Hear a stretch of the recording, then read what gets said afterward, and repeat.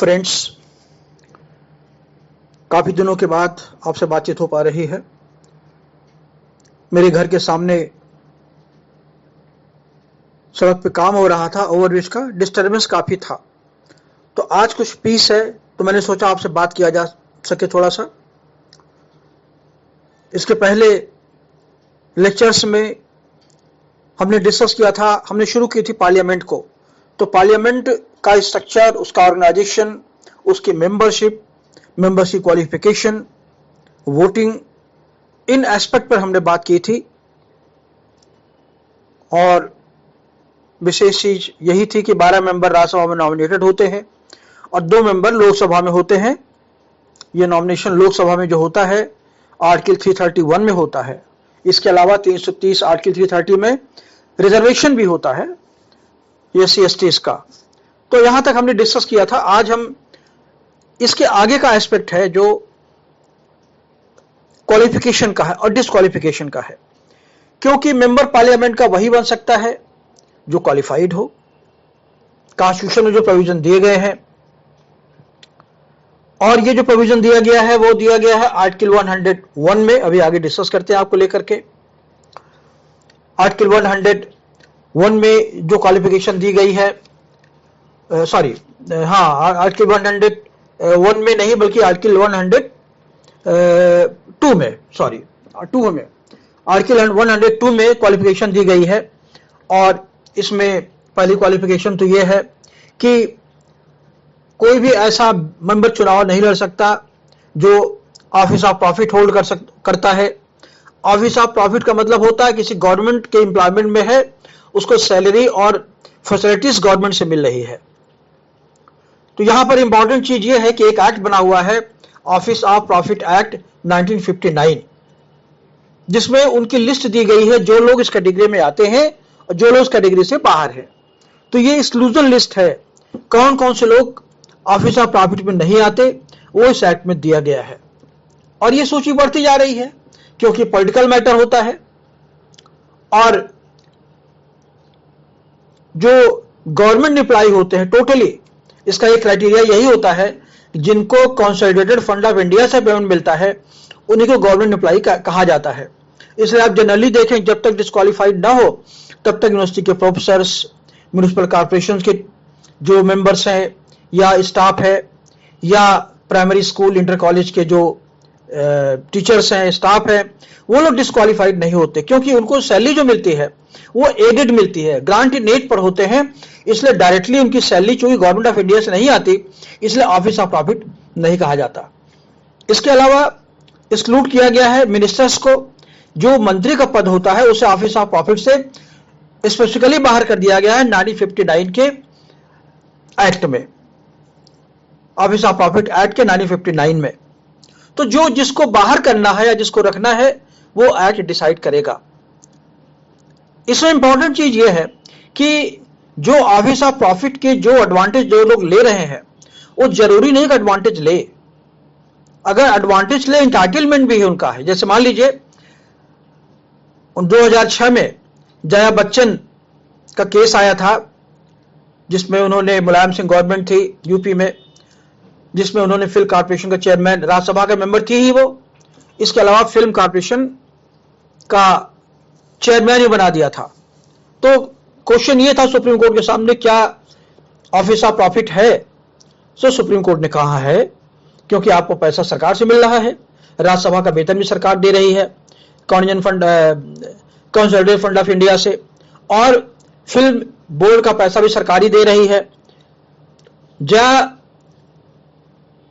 बच्चन का तर्क ये था क्योंकि हम एक ही एडवांटेज ले रही हूं, जो हमें रिम्यूनरेशन, जो हमें पर्क्स मैं ले रही हूं वो केवल राज्यसभा के ले रही हूं। न तो फिल्म बोर्ड से मिला हुआ मकान मैंने यूज किया है, न गाड़ी यूज की है, न ड्राइवर मैंने यूज किया है, न एक पैसा लिया है।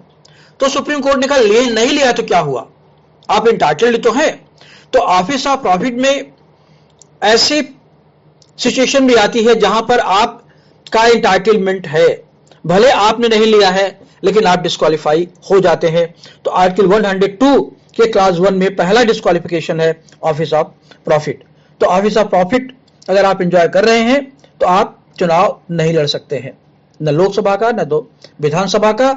हाँ, जैसे मैंने बताया आपको कि एक्सक्लूडेड हैं वो लोग जो मिनिस्टर्स हैं। गवर्नर नहीं एक्सक्लूडेड है, क्योंकि गवर्नर तो चुनाव लड़ ही नहीं सकता जब तक रिजाइन ना करे, लेकिन मिनिस्टर लड़ सकता है, एमएलए भी लड़ सकता है, एमपी भी लड़ सकता है। तो इनको एक्सक्लूड किया गया ऑफिस ऑफ प्रॉफिट के होल्ड से, हालांकि बाद में इनको रिजाइन करना पड़ता है। अभी जैसा बताऊं मैं भी आपको डिस्कस करूंगा लेकर के। दूसरा क्राइटेरिया है, अगर वो अनसाउंड माइंड है, और ऐसा अनसाउंड माइंड केवल देखने से नहीं लगता, पागलपन नहीं करता, वो उसका बिहेवियर से मतलब नहीं है, बल्कि उसे कोर्ट से, कॉम्पिटेंट कोर्ट से डिस्क्वालिफाइड हो वो। देखिए, अनसाउंड माइंड का जो क्राइटेरिया है वो सेक्शन 84 आईपीसी का नहीं है, बल्कि उसके जनरल कंडक्ट से है कि अपना वो काम ठीक से कर सकता है कि नहीं कर सकता, अगर चीजों को समझ भी सकता है, चीजों को परसीव कर सकता है, लेकिन मेंटली अबनॉर्मल है, तो भी वो डिस्क्वालिफाइड होगा अगर कोर्ट उसे कह देगी कि ये अपना नॉर्मल फंक्शन ठीक से नहीं कर सकता। क्योंकि सेक्शन 84 में जो अनसाउंड माइंडनेस है वो डिफरेंट तरीके की है, जब आप इसी डिस्कस करेंगे तो आपको बताएंगे लेकर के। इसी तरीके से तो ये जो क्राइटेरिया है ये सिविल क्राइटेरिया है। जैसे कॉन्ट्रैक्ट एक्ट में, इंडियन कॉन्ट्रैक्ट एक्ट में आप देखेंगे फ्री कंसेंट होना चाहिए। Section 10 of the contract act में अनसाउंड नहीं होना चाहिए, साउंड पर्सन का होना चाहिए। तो साउंड पर्सन कौन होगा? जो जब तक कोर्ट डिक्लेयर नहीं करेगी तब तक उसे अनसाउंड नहीं माना जाएगा।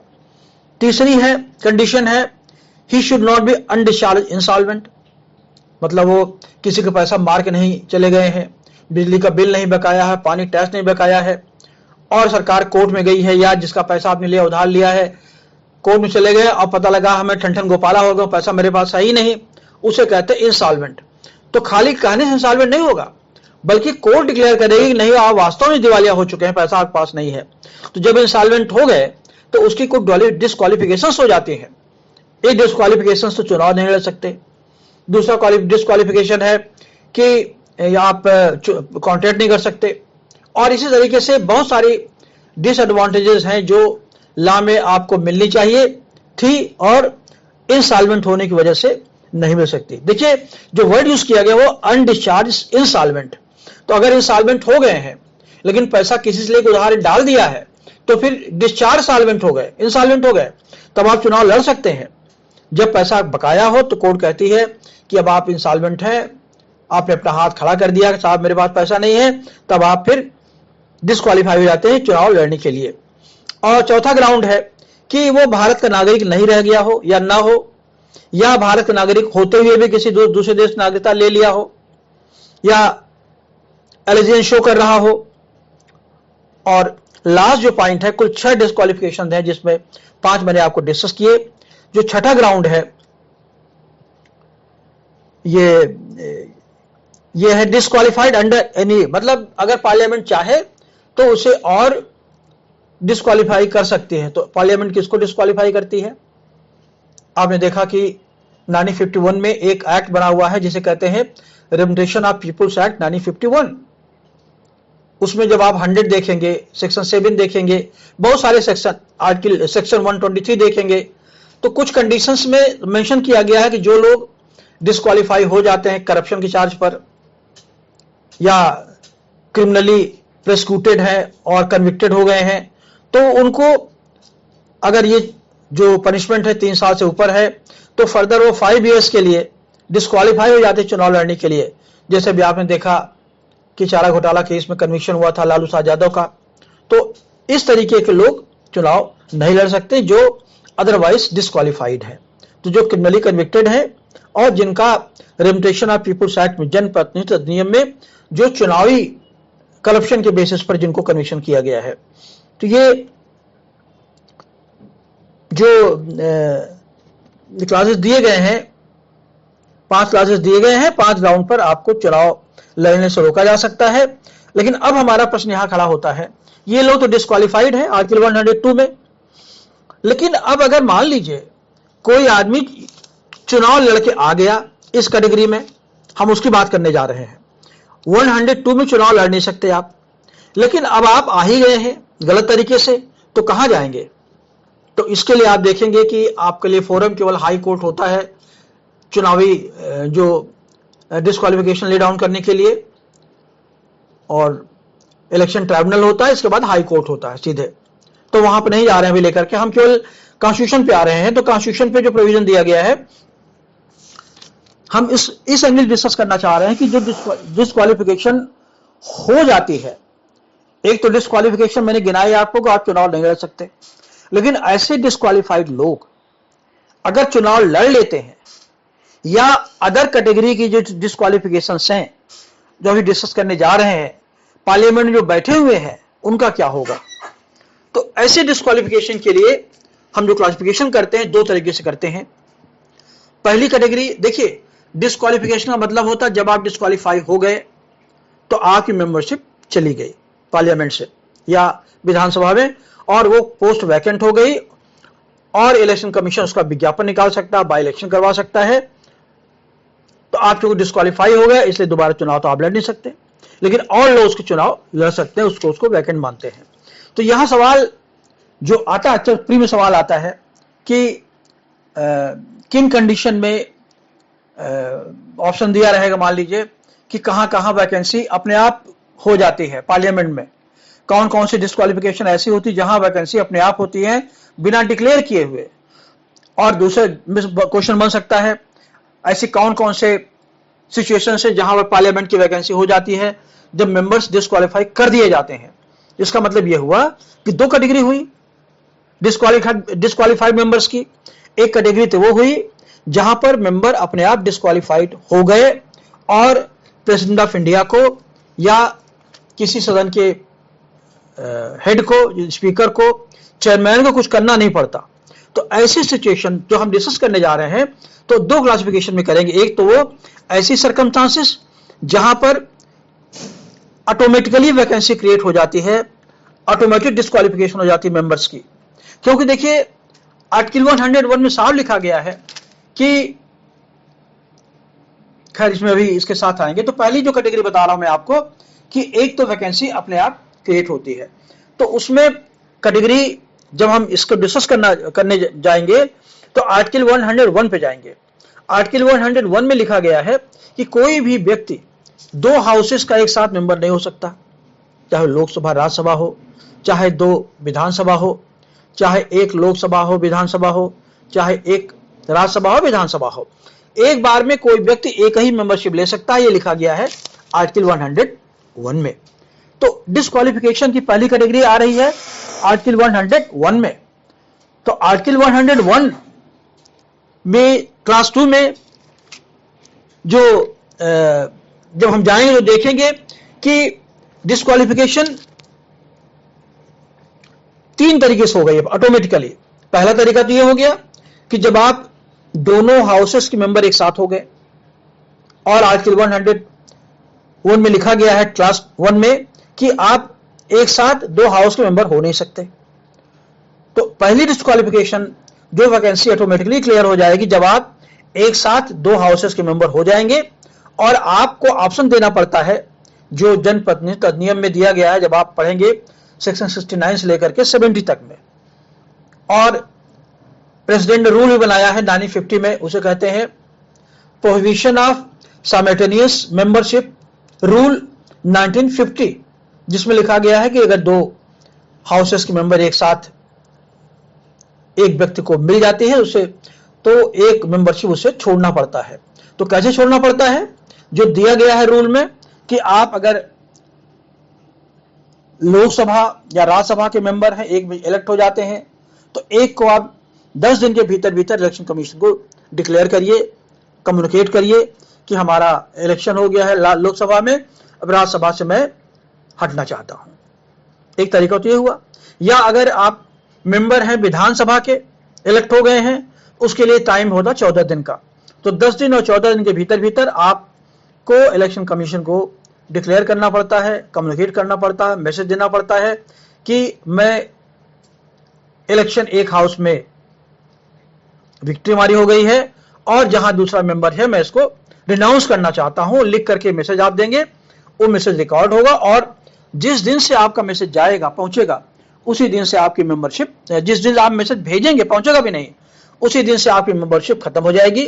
और आप तब दूसरे हाउस के जिसमें इलेक्ट होकर आप आए हैं, आप प्रॉपर्ली क्वालिफाइड मेंबर हो सकते हैं। तो पहली कंडीशन ये है, तो जब आपका मैसेज पहुंचेगा, जब आप कम्युनिकेशन पहुंचेगा दूसरे हाउस में, इलेक्शन कमीशन के सामने, तो आप वो पोस्ट उस हाउस में जहां के लिए आप छोड़ना चाहते हैं अपने आप वैकेंट हो जाएगी। एक तरीका तो ये हुआ, इसे कहते हैं ऑटोमेटिक वैकेंसी, डीम्ड वैकेंसी। जब आप एक पोस्ट को छोड़ देते हैं 10 दिन के भीतर भीतर आपके पास ऑप्शन होता है। दूसरा होता है जब आप अनाउंस करें बाय रेजिग्नेशन, आप लिखें कि मैं, अब देखिए बाय कम्युनिकेशन हो गया, बात वही हुई। दूसरा है बाय रेजिग्नेशन, आप अगर रिजाइन कर देते हैं तो ही पोस्ट खाली हो गई, तो ही वैकेंट हो गई। तो by communication within 10 days, by resignation, ये भी टाइम 10 दिन का ही होता है अधिक से अधिक। अगर 10 दिन में आप इस्तीफा नहीं देते तो मान लिया जाएगा पोस्ट वैकेंट हो गई है। रिजाइन कर देंगे तो इमीडिएट वैकेंसी हो जाएगी, और नहीं तो 10 दिन के बाद वैकेंसी मान ली जाएगी, वो हो गई। और जो रिजिग्नेशन होता है वो आप जानते ही है, आर्टिकल 101 क्लास 3 में दिया गया है कि वो राइटिंग में होना चाहिए, और जहां आप रिजिग्नेशन भेज रहे हैं उस हाउस के चेयरमैन को या स्पीकर को भेजना चाहिए केवल, और उसे एक्सेप्ट होना चाहिए। ध्यान रखिएगा, खाली आपका रेजिग्नेशन भेजना पर्याप्त नहीं है, जब तक वो एक्सेप्ट, जिस हाउस में आप अपना इस्तीफा भेज रहे हैं जब तक वो हाउस एक्सेप्ट नहीं करती तब तक आप मेंबरशिप रहेगी। क्योंकि हो सकता है आपके खिलाफ कोई चार्ज हो, आपने घूस लिया हो, करप्शन का चार्ज हो, मंगली का चार्ज हो, तो हो सकता है आपको वो हाउस आपको रेजिग्नेशन को एक्सेप्ट न करे और क्रिमिनली प्रोसिक्यूट भी हो सकता है। तो जब आप रिजाइन करें और रेजिग्नेशन जब आपका एक्सेप्ट हो जाए तभी माना जाएगा कि आपने उस पोस्ट को छोड़ दिया है, वहां पर वैकेंसी वैकेंट होगी। जिस दिन से वो एक्सेप्टेंस आपका इस्तीफा होगा, वो इस्तीफा रेजिग्नेशन रिटर्न होना चाहिए, उस हाउस के चेयरमैन या स्पीकर को होना चाहिए। इसके बाद वैकेंसी ऑटोमेटिकली वो वैकेंट हो जाएगी। एक चीज और इंपॉर्टेंट है कि क्या, जब आप इस्तीफा देते हैं और हाउस का चेयरमैन या स्पीकर एक्सेप्ट करेगा, एक्सेप्ट करने के पहले वो इंश्योर करेगा, उसकी ड्यूटी है कि कहीं आप के ऊपर कोई प्रेशर तो नहीं है, अनइन्फ्लुएंस तो नहीं है, किसी दबाव में तो नहीं दिया है। जब उसे इंश्योर हो जाएगा कि आपने इस्तीफा इंडिपेंडेंट दिया है, वॉलंटरी दिया है, तभी वो आपके इस्तीफा को, रेजिग्नेशन को एक्सेप्ट करेगा, नहीं तो वो एक्सेप्ट नहीं करेगा। तो ये वॉलंटरी होना चाहिए और जुनून होना चाहिए। जुनून मतलब होता है कि कोई एक्स्ट्राऑर्डिनरी रीजन ना हो कि आप कुछ ऐसे धंधा करना चाहते हैं जो अनकॉन्स्टिट्यूशनल है, तो जो वर्ड यूज किया वॉलंटरी और जुनून, तो उसे रेजिग्नेशन को एक्सेप्ट कर लेगा। तो पहला क्राइटेरिया क्या है ऑटोमेटिक वैकेंसी का, जब आप 10 दिन के भीतर आप कम्युनिकेट नहीं करेंगे, या स्टेट असेंबली केस में 14 दिन भीतर आप उस हाउस के मेंबर को, चेयरमैन को कम्युनिकेट नहीं करेंगे। दूसरा, जब आप रिजाइन कर देंगे। तीसरा, जो कंडीशन बताई मैंने रिजाइन करने की, और रेजिग्नेशन आपका एक्सेप्ट हो जाएगा। जो तीसरी कंडीशन आ रही है यह है कि अगर आप पार्लियामेंट मेंबर इलेक्ट हो चुके हैं और आप लगातार 60 दिन तक, 60 डेज तक पार्लियामेंट में बिना बताए एब्सेंट रहते हैं, बिना स्पीकर की परमिशन किया, चेयरमैन परमिशन से आप एब्सेंट रहते हैं, तो डिक्लेयर करने की जरूरत नहीं पड़ती, वो सीट अपने आप वैकेंट हो जाती है और उस पर नया विज्ञापन हो सकता है, नया चुनाव हो सकता है। ये 3 कंडीशन। हाँ, एक ही और है, जो 60 दिन का पीरियड होता है, इसमें देखिए छुट्टियां भी होती हैं, तो अगर 4 छुट्टी लगातार पड़ रही है उसे काउंट नहीं करते, तो ये फेवर में जाता है जो इनकम्बेंट है, जो इलेक्टेड पर्सन है और 60 दिन तक लगातार एब्सेंट है, तो जो 4 छुट्टियां, कम से कम 4 छुट्टियां लगातार पड़ रही हैं, वो छुट्टी काउंट माइंड नहीं की जाती, काउंट नहीं की जाती। ये 3 कंडीशन तो हो गई। एक चौथी कंडीशन भी है। चौथी कंडीशन है जो कॉन्स्टिट्यूशन में न तो आर्टिकल 101 में है, न 102 में है, न 103 में है। ये तीनों आर्टिकल्स डिस्क्वालिफिकेशन से रिलेटेड हैं, खासतौर से आर्टिकल 101 एंड 102। तो ये चौथी जो कंडीशन आ रही है वो है जुडिशियली क्रिएटेड वैकेंसी डिस्क्वालिफिकेशन, क्योंकि आर्टिकल 105 में पार्लियामेंट के पास प्रिविलेज है, privilege to expel any member, किसी मेंबर को भी एक्सपेल कर सकती है। तो जब मेंबर को एक्सपेल कर दिया जाता है तो वो एक्सपल्सन इररिवोकेबल हो जाता, फाइनल हो जाता है। तो वैकेंसी ऑटोमेटिकली अपने आप हो जाती है, जिसको एक्सपेल करते हैं।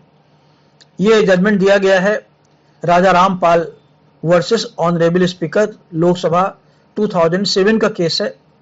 इसे कैश फॉर क्वेरी भी कहा जाता है।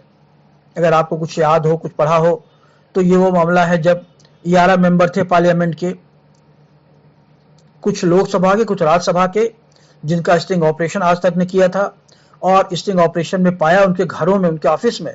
देखिए, पार्लियामेंट के बाहर हो रहा है स्टिंग ऑपरेशन। उन्होंने कहा था कि इतना करोड़ रुपया हम देंगे आपको, क्या मेरा क्वेश्चन उठाएंगे? तो पैसा लेकर के पार्लियामेंट में क्वेश्चन उठाने की बात कर रहे थे वो। तो it is a sort of corruption. Parliament ने टॉलरेट नहीं किया और दोनों हाउसेस ने अपने मेंबर्स को एक्सपेल कर दिया।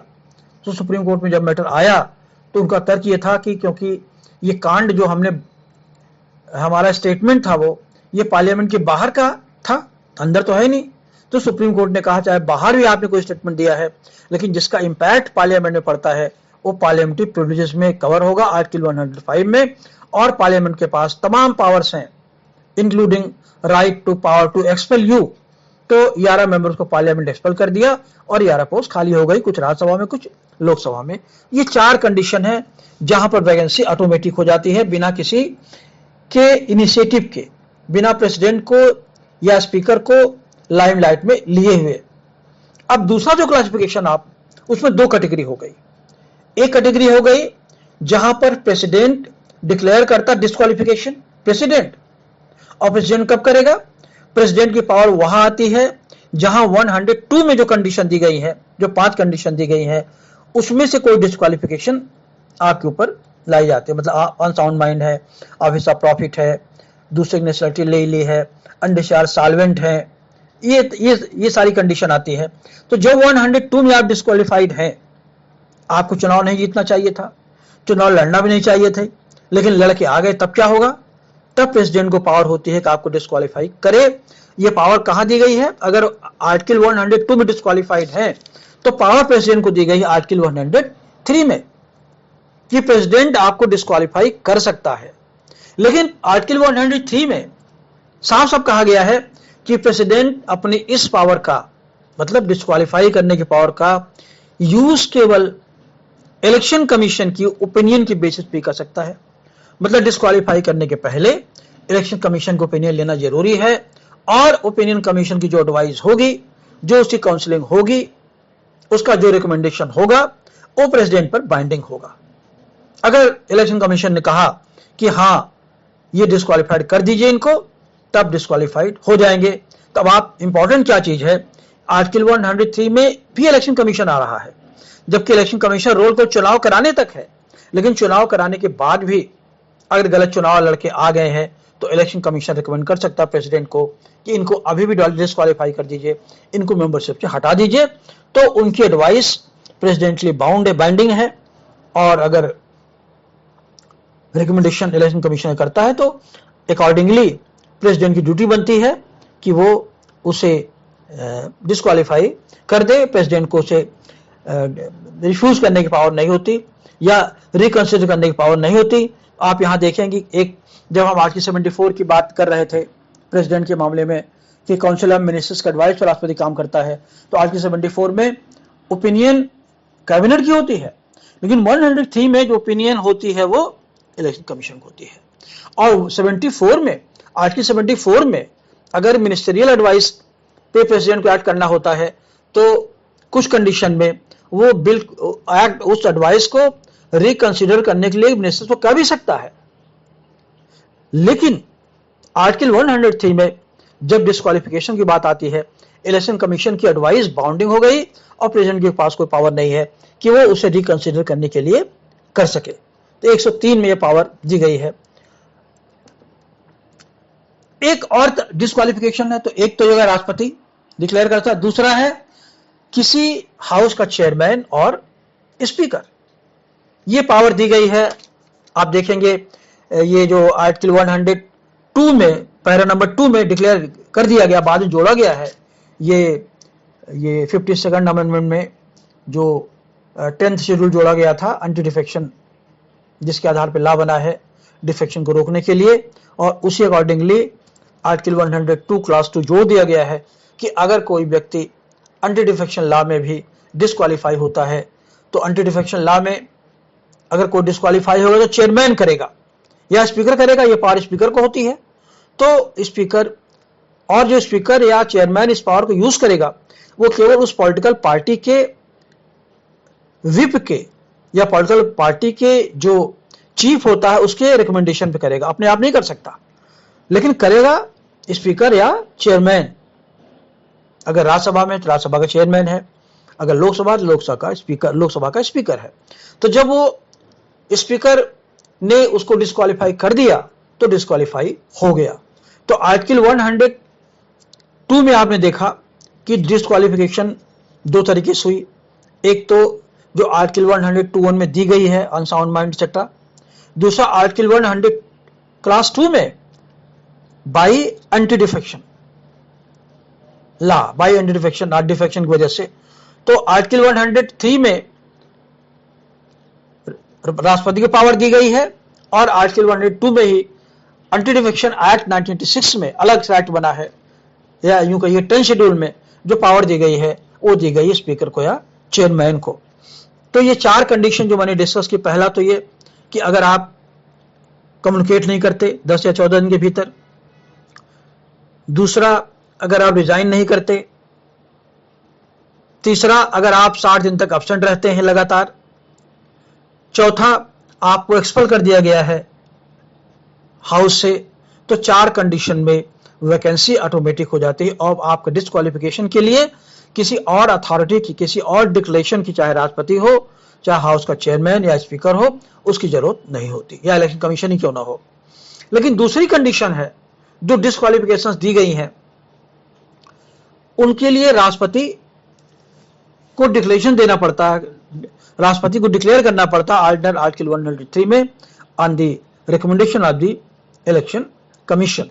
और दूसरी कंडीशन क्या है, एंटी डिफेक्शन लॉ है, उसमें अगर आप पार्टी तोड़ते हैं या दूसरी पार्टी ज्वाइन करते हैं, वॉलंटरी रिजाइन करते हैं, तो उस पार्टी के हेड के जो हेड पार्टी होता है या पार्टी का जब व्हीप होता है, अगर पार्लियामेंट में है, सेशन चल रहा है, तो उसके एडवाइस पे चेयरमैन या स्पीकर आपको डिस्क्वालीफाई कर सकता है, आपकी मेंबरशिप को खत्म कर सकता है। ये एंटी डिफेक्शन लॉ का क्वेश्चन है और ये इसको डिस्कस करेंगे इस बाद में, लंबा लेक्चर हो जाएगा हमारा। आज हमारा पॉइंट इतना ही केवल कि डिस्क्वालिफिकेशंस का। इसके अलावा एक चीज और भी है कि जब पार्लियामेंट के मेंबर सेलेक्ट हो जाते हैं तो ऑटोमेटिकली तो मेंबर बन नहीं जाते, उनको ओथ लेनी पड़ती है। हमने बताया था आपको जब डिस्कस कर रहे थे राष्ट्रपति की पावर को, कि जब नया सेशन शुरू होता है, राष्ट्रपति शुरू करता है, तो सबसे पहले अपॉइंटमेंट होता है प्रोटेम स्पीकर। इसका मतलब स्पीकर के पहले एक स्पीकर होता है, जब सेशन रेगुलरली चलने लगती है उसके पहले का अपॉइंट होता है प्रोटेम स्पीकर। अब प्रोटेम स्पीकर ओथ दिलाता है जो मेंबर सेलेक्ट होकर आते हैं। प्रोटेम स्पीकर को राष्ट्रपति अपॉइंट करता है, जनरली वही व्यक्ति अपॉइंट होता है, सीनियर मोस्ट होता है, और उसकी रोल तब तक रहता केवल जब तक नई पार्लियामेंट ओथ नहीं ले लेती। इसका मतलब उसका पर्पज ही होता है कि जो मेंबर सेलेक्ट होकर आते हैं उनको ओथ दिलाना, ओथ दिलाने के बाद उसका रोल खत्म हो जाता है। तो अब यहां जो इसका मतलब ओथ लिए बिना कोई मेंबर नहीं बन सकता नया, तो ओथ के लिए प्रोविजन दिया गया आर्टिकल 99 में। आर्टिकल 9 में जब आप कहा गया है कि जब आप पार्लियामेंट में इलेक्ट होकर जाते हैं तो आपको ओथ लेना पड़ता है, ओथ दिलाता है प्रोटेम स्पीकर। ओथ का जो फॉर्मेट है वो दिया गया 3rd शेड्यूल में, आप पढ़िएगा, सबके लिए दिया गया है, प्रेसिडेंट के लिए भी और जजेस के लिए भी, मिनिस्टर्स के लिए भी, मेंबर्स के लिए भी। ईश्वर की शपथ खाकर आप कॉन्स्टिट्यूशनल सिक्रेसी की और अपने पद के परफॉर्मेंस के लिए आप ओथ लेते हैं। तो अगर ओथ लिए बिना चले जाते तब क्या होगा, तो उसके लिए एक्सपल्सन नहीं होता, उसके लिए आप 500 रुपीज पर डे, ये प्रोविजन दिया गया आर्टिकल 104 में। आर्टिकल 99 की रिक्वायरमेंट है कि आप ओथ लिए बिना पार्लियामेंट्री मेंबरशिप आपको नहीं मिलती, आप क्वालिफाई नहीं करते। लेकिन अगर चले गए, एक डिस्क्वालिफिकेशन ये भी हुआ, और अगर 60 दिन तक लगातार आप ओथ लिए बिना अगर आप ओथ लिए बिना चले जाते हैं, ओथ नहीं लेते, तो आपको 500 रुपीज पर डे के हिसाब से आपको जुर्माना देना पड़ेगा। तब तक देना पड़ेगा जब तक कि आप ओथ नहीं लेते। और अल्टीमेटली क्या होगा जब वोट नहीं लेते, इसके बाद तो लॉ डिसाइड करता है, क्योंकि फिर तो वही एब्सेंट वाली बात हो गई। 60 दिन तक तो वो क्लास अप्लाई कर जाएगा, नहीं तो अगर बिना वोट लिए बैठ जा रहे हैं तो आपको 500 रुपये जुर्माने से आपका काम चला लिया जाएगा। ये है मेंबर्स का क्वालिफिकेशन की ग्राउंड। देखने में छोटा लगता है, लेकिन ये प्री के पॉइंट ऑफ व्यू से सवाल काफी इंपॉर्टेंट है। ये दोनों को याद रखिएगा। चेयरमैन या स्पीकर को केवल एक कंडीशन में पावर होती है किसी को डिस्क्वालीफाई करने की, एंटी डिफेक्शन लॉ में। और दूसरे में अगर आर्टिकल 102 में जो कंडीशन दी गई है उसका ब्रीच होता है तो प्रेसिडेंट को पावर होती है by the recommendation of the election commission. इसके अलावा जो 4 कंडीशन मैंने बताई आपको, उसमें वैकेंसी ऑटोमेटिकली हो जाती है, डिस्क्वालिफिकेशन ऑटोमेटिक हो जाता है, उसमें कुछ करने की जरूरत नहीं पड़ती। आज मैं इतनी चाहता हूं बताना आपको, कम से कम शुरुआत हो नए तरीके से, काफी दिन हो गया था। एक चीज मैं आपको और कहना चाहता हूं कि कुछ मेरे पास क्वेश्चन आए हैं जिनको मेरा ईमेल पता था, उन्होंने या फोन भी पूछा है, उनको मैं जवाब तो दे दूंगा। आपको भी मेरी काउंसलिंग है, मेरी अपील है कि जो भी प्रॉब्लम आपके सामने आती है वो आप फोन पे पूछ सकते हैं, और मेरा ईमेल आप नोट कर सकते हैं, drsathishchandra02@gmail.com। ठीक है। इसके अलावा व्हाट्सएप पर भी मैसेज कर सकते हैं। तो जो भी आपकी प्रॉब्लम है या जो भी आप चाहते हैं हम मैं ऐड करूं, कमेंट बॉक्स में भी आप लिख सकते हैं। और हमें चाहता हूं आप मैक्सिमम लोग हमसे जुड़ें, क्योंकि मैं टीचर था, रिटायर हुआ हूं अभी, तो मैं चाहता हूं आपको जितना दे सकता हूं अननेसेसरली आप भटकेंगे नहीं। आप जानते हैं जितने इंस्टीट्यूशंस हैं, कोचिंग इंस्टीट्यूशंस हैं, all are meant for the money. आपको प्रॉपर काउंसलिंग मिले, इसके लिए आप खुद अलर्ट रह सकते हैं, खुद आप जूझ सकते हैं अपने लिए, खुद आप मेरा शोषण कर सकते हैं, मैं तैयार उसके लिए। और मेरा ये आपसे अपील है, मेरी एडवाइस है कि जो भी प्रॉब्लम आपको आती है मेरे आप तो ईमेल पर या व्हाट्सएप पर आप भेज सकते हैं। और जब हफ्ते में एक दिन कम से कम जो मेरे पास 5 क्वेश्चन आ जाएंगे तो उसका जवाब एक लेक्चर में दूंगा, किसी दिन बैठ करके अगले लेक्चर के साथ। कुछ क्वेश्चन मेरे पास आए हैं, दो सवाल आए हैं, मैं चाहता हूं 3 क्वेश्चन और आ जाए तो आप भेजिए और उसका रिप्लाई मैं साथ साथ दे सकूंगा। और अगला लेक्चर हमारा होगा function of the parliament. Parliament का फंक्शन थोड़ा आप, जैसे मान लीजिए पार्लियामेंट का फंक्शन क्या है। पार्लियामेंट तो आप जान रहे हैं कॉन्स्टिट्यूशनल बॉडी है, 79 से लेकर के 85 तक आप देख ही रहे हैं। तो पार्लियामेंट का बेसिक फंक्शन क्या है? पार्लियामेंट का बेसिक फंक्शन लॉ बनाना है। इसके अलावा भी पार्लियामेंट और भी काम करती है जो हम डिस्कस करेंगे, लेकर के जजेस को एक्सपेल करती है, ये इसकी कहते हैं ऑर्डर कंट्रोल जनरल को। तो अपॉइंटमेंट तो पार्लियामेंट की कोई पावर नहीं होती, क्योंकि सारा अपॉइंटमेंट राष्ट्रपति करता है। लेकिन एक्सपल्सन को और रिमूवल को लेकर के पार्लियामेंट के पास पावर होती है, including removal of the president under article 61। तो आर्टिकल 124 में जजेस को रिमूव करती है, 61 में राष्ट्रपति को रिमूव करती है। इसी तरीके से बहुत सारी अथॉरिटीज हम डिस्कस करेंगे किसको रिमूव कर सकती है। तो जब पार्लियामेंट की पावर को हम डिस्कस करेंगे तो पार्लियामेंट का पहला पावर क्या है? Power to legislate, power to amend और power to removal, power of removal. इसके अलावा पार्लियामेंट की कोई पावर नहीं होती, क्योंकि पार्लियामेंट बेसिकली लेजिस्लेट करती है और लेजिस्लेशन में भी उसकी पावर काफी ज्यादा होती है, अमेंडमेंट तक होती ही है। इसको हम डिस्कस करेंगे। दूसरी इंपॉर्टेंट चीज ये है, हम डिस्कस करेंगे पार्लियामेंट के साथ साथ कि जो कमिटीज होती हैं। देखिए पार्लियामेंट इतनी बड़ी बॉडी होती है कि अकेले काम नहीं कर सकती, एक्सपर्ट कमिटीज होती हैं। तो पार्लियामेंट में 13 कमिटीज परमानेंट होती हैं, बाकी एडहॉक कमिटी होती है। एडहॉक कमिटी में एस्टीमेट कमिटी है, फाइनेंस कमिटी है, जैसे सेलेक्ट कमिटी, सबसे इंपॉर्टेंट सेलेक्ट कमिटी होती है, स्टैंडिंग कमिटी से कहते हैं। इसको हम डिस्कस करेंगे थोड़ा सा, क्योंकि सवाल बनता है इस पर, प्री में भी बनता है, मेंस में बनता है। तो हमारा जो लेक्चर का थीम होगा, जो फोकस होगा, वो कंपटीशन ओरिएंटेड होगा। जो लोग तैयारी एलएलबी कर रहे हैं उनके लिए एडवांटेज हो, जो लोग करना चाहते हैं या जो लोग बीच में है अभी, वो भी मेरे लेक्चर्स को ध्यान से सुने, कंसंट्रेट करें और अपनी क्वेरीज हमारे सामने रखें, ताकि हम आपकी मदद कर सकें। Thank you.